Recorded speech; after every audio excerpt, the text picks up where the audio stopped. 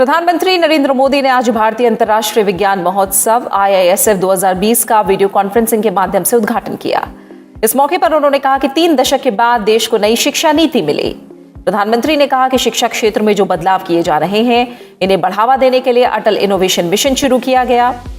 उन्होंने कहा कि बीते 6 साल में युवाओं को अवसरों से जोड़ने के लिए देश में साइंस और तकनीक के उपयोग का विस्तार किया गया है।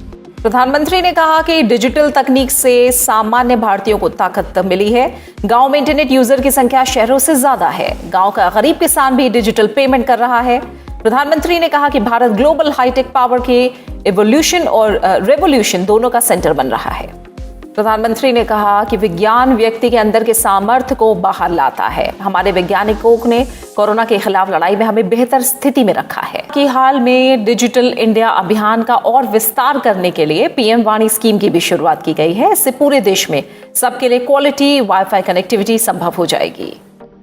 आप सभी से बेहतर ये कौन जानता है कि साइंटिफिक टेम्पर डेवलप करने के लिए बचपन से बेहतर समय क्या हो सकता है। आज भारत के एजुकेशन सिस्टम में स्ट्रक्चरल रिफॉर्म्स किए जा रहे हैं ताकि किताबी ज्ञान से आगे निकलकर स्पिरिट ऑफ इंक्वायरी को बढ़ावा मिले। 3 दशक के लंबे समय के बाद देश को नेशनल एजुकेशन पॉलिसी मिल चुकी है। इस पॉलिसी के एजुकेशन सेक्टर को फोकस ही बदल गया है। पहले आउटलेस पर फोकस था, अब आउटकम्स पर है।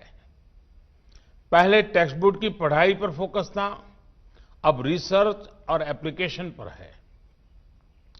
नई नेशनल एजुकेशन पॉलिसी एक ऐसा माहौल देश में बनाने पर भी फोकस कर रही है जिससे टॉप क्वालिटी टीचर्स का एक पूल देश में तैयार हो सके।